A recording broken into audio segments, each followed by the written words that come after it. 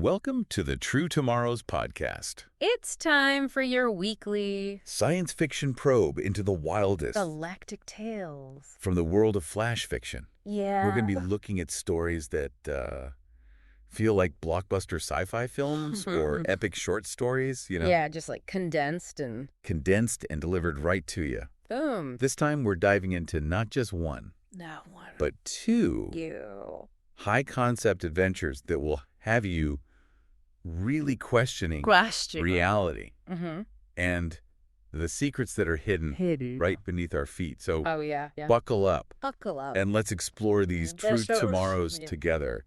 Now, you shared these flash fiction stories with us. Right. And it's clear that you love stories that really make you think about what's out there, both in the world around us and the world of possibility. Absolutely. It's fascinating, isn't it? Yeah. How these short, sharp bursts of imagination, these little nuggets can really get to the heart of some big, big questions. Yeah.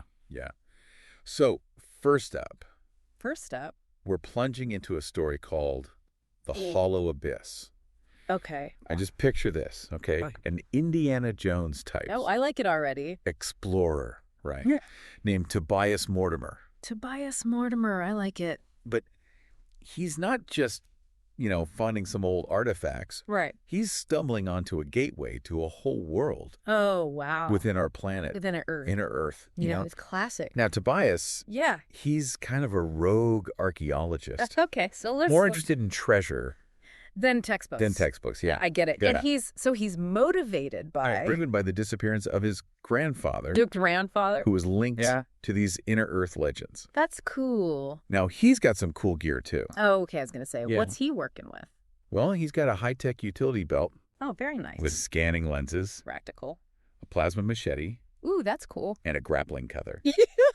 So he's ready. He's ready for anything. To swing into action. Oh, yeah, and he's not alone either, Oh, He's look got- at that kid. He's got this hovering, Oh, nice. multi-armed robotic sidekick Oh. called HEX7. HEX7. Okay. Now, this bot Mhm. has advanced scanning tech, Very helpful. can hack ancient systems, It's more helpful. and even translate lost languages. That's incredibly helpful. But there's a twist. With twists. It's got a personality chip malfunction. Oh. So it's incredibly sarcastic. So like a sassy robot. Super sassy robot, yeah. But I like it. Now, you sent us this story. Yeah. Clearly, you're looking for a story that, mixes historical mystery with these kind of sci-fi thrills. Right. And The Hollow Abyss definitely delivers that. Absolutely. So what struck you most about this initial setup? I think, what's really cool is how it takes this idea of inner Earth, right? Yeah. Which has been around forever. It's like a classic. A classic myth. Yeah. And it gives it this really Grounded. Almost pulpy adventure feel. Yeah. So you've got the roguish explorer, the quest for the lost family member. Yeah. And then, bam, advanced technology, Right. With the gear Yeah, and with HEX7. Yeah. It's a really fun mix. It is. And I think it makes you wonder, Yeah. why are we so drawn to these stories about Subterranean worlds? Yeah. Maybe it's because, deep down, we're fascinated by the unknown. Yeah. We still believe there are these huge undiscovered places. Right here on Earth. Right here? Yeah. We haven't explored everything. It's like a final frontier. Yeah, it's the ultimate hidden layer, right? It really is. Yeah. And speaking of hidden layers, Oh. our second Our second science fiction probe science fiction probe. takes us to a totally different kind of hidden world. Okay. A simulated reality Ooh. in a story called Eckerpeat. Eckerpeat. Okay, all right. So in this story, we meet Eve. Eve. She's a 16-year-old, 16 years old. stuck living the same day Oh, no. over and over again Sounds rough. in this perfectly controlled city called Nova Arcadia. Nova Arcadia. Very, Very futuristic sounding. yeah, futuristic, pristine. Yeah, but things start to get strange Uh-oh. when Eve starts noticing these glitches. Glitches. Yeah, like people just disappearing. That's a pretty big glitch. It is. Yeah. Objects rewinding. Like going backwards in time. Yeah, and even the streets. Oh, wow. Shifting around. So reality is breaking down. Yeah, it's like reality is unstable. Okay. Now, you sent this flash fiction story in. Yeah. And maybe you're drawn to stories that, play with the idea. Well, what is real? What is reality? Yeah. And the power of the human mind. Consciousness. Yeah. So Eve is like a natural hacker. Okay. She's got skills. She's got the skills. And she's a rule breaker. She's not going to put up with this. No, not at all. And one morning she finds this note. This cryptic note. Cryptic note, yeah. What does it say? It says, "This isn't real. Find the echo." Ooh, chills. Yeah, and this sets her off on a quest. On this mind-bending journey. To escape. To escape, yeah. Before what? Before the whole simulation just crashes and deletes her forever. Oh, that's a high-stakes situation. It is high stakes. Yeah. So what resonated with you? About this premise? Yeah, what grabbed you? I think this story really, speaks to us, Yeah. in this day and age where we're so connected. To technology. Yeah, to technology, to the digital world. The question of what's real is it's becoming more and more relevant. Yeah, absolutely. It's almost scary to think about, right? It is. Being trapped in a simulation. Yeah, where everything you experience is controlled by something else. Yeah. But Eve's instinct to question and to break free, that's powerful, Yeah. It's this basic human desire. Yeah. To be free. Yeah. To be ourselves. And to be in control. Even when we're faced with something completely artificial. Yeah, it's a really primal instinct. It is. So let's unpack these stories a bit. Okay, let's do it. What do you make of these two wildly different but equally captivating? Yes.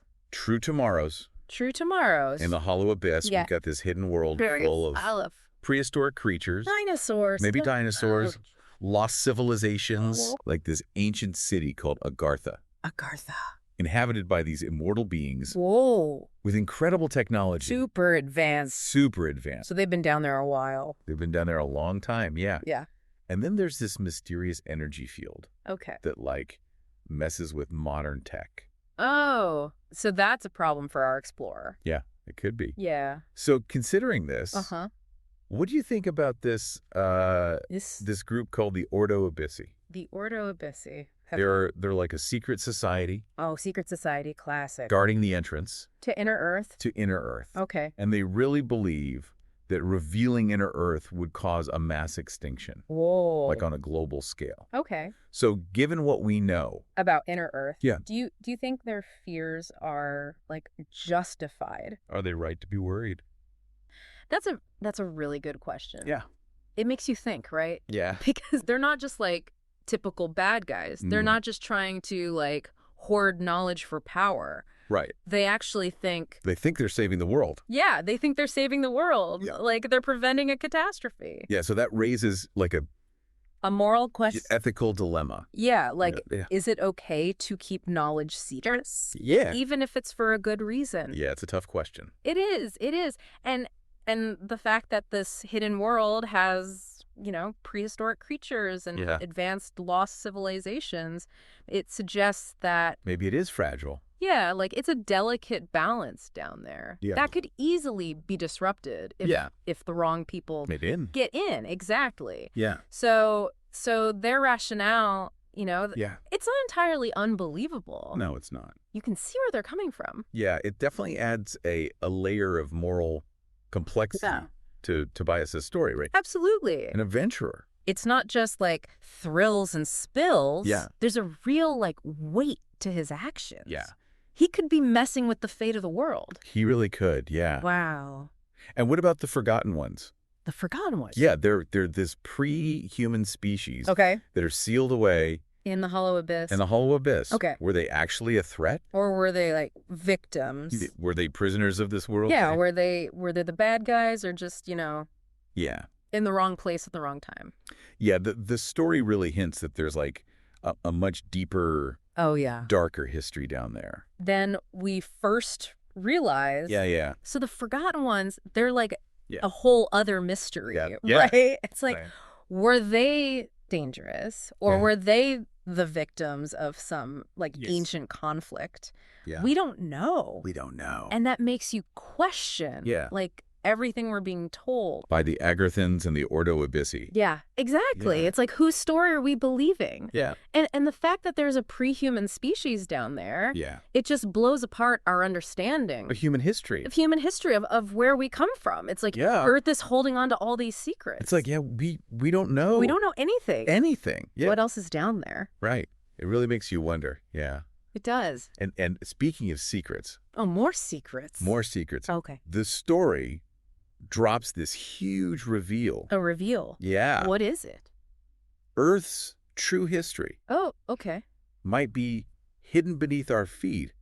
Right. And it's all connected to a crashed alien starship. No way. Yeah. That's crazy. It really gives a whole new meaning to ancient legends, doesn't it? It really does. It makes you wonder if, like, those myths we've dismissed as just stories could actually be like distorted memories. Yeah, like echoes of something real. Yeah. It's a wild thought, isn't it? It's a really cool thought. It is. What if some of those myths are not just stories, but like fragments of real events? Like pieces of a past that we can't even imagine. Yeah, a past that's so mind-blowing. Mind-blowing. Yeah.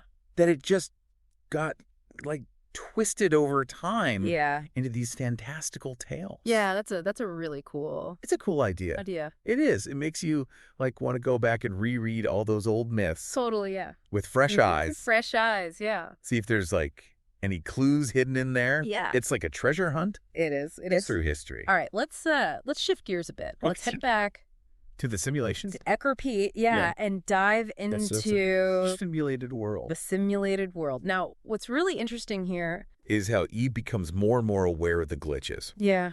And she's so determined to break free from this time loop. Yeah, and then there's this AI called the Warden. The Warden, okay. Tasked with keeping her trapped. Like a prison warden? Yeah, like a digital jailer. Oh. And then there are the loopers. Loopers. Yeah, these glitch-resistant enforcers. Like guards. Yeah, and they create this, like, unsettling feeling of paranoia. Because you never know who's real. You don't know who's real. You don't know who to trust. And who's part of the system. Yeah, so when reality itself is an illusion, who can you trust? That's a tough question. It is.